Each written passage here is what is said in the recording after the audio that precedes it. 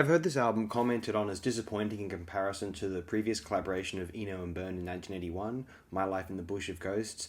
I understand that, given that this is a really quite a totally different approach to musical composition. The initial album was a exercise in a prototype sample delia of sorts, whereas what we have in Everything That Happens Will Happen Today, it's more these slower existential pop songs, slightly like David Byrne's take on Eno's minimalist art pop of the mid to late 70s, say.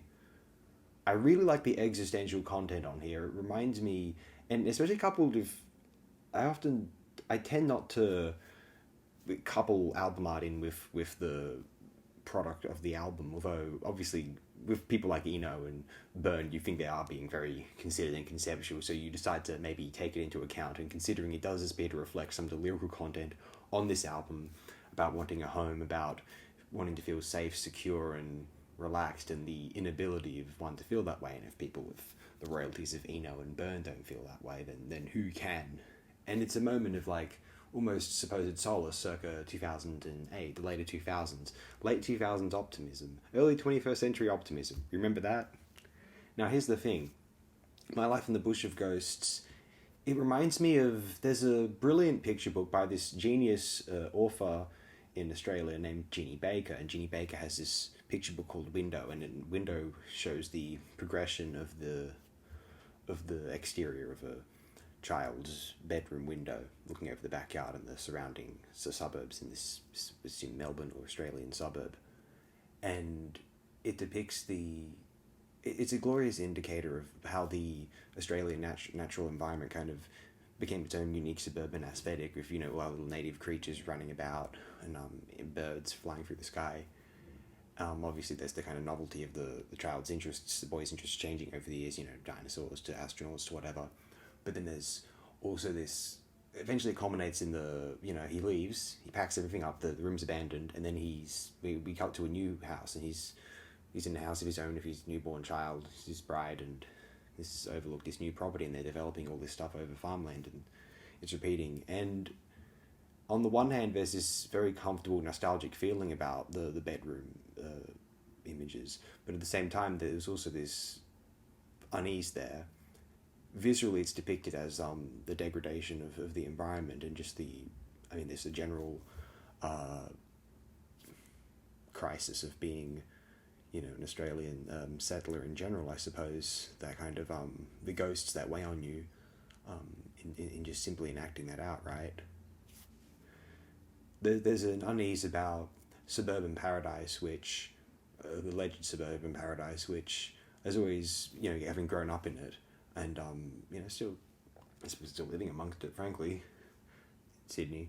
But there's something that really resonates with me emotionally about the content of Everything That Happens Will Happen Today, because I suppose one expects their life to be idyllic and beautiful, and then it winds up being absurdist and strange, like One Foot in the Grave. You just want to have a relaxing day like Victor Mildrew, but then that's just not happening, given the strangeness and the surrealism, the idiosyncrasies, as I said, of modern society, which enables the strangeness and surrealness of suburbs in the first place, which are more odd than we we take for granted how bizarre the suburb is.